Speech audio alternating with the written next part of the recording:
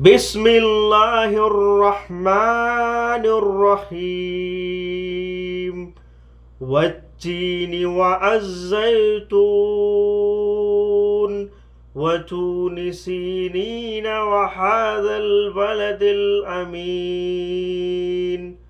لقد خلقنا الإنسان في أحسن تقويم ثم رددناه وأسفل سافلين إلا الذين آمنوا وعملوا الصالحات فلهم أجر غير ممنون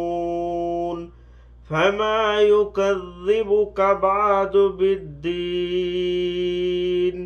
أليس الله بأحكم الحاكمين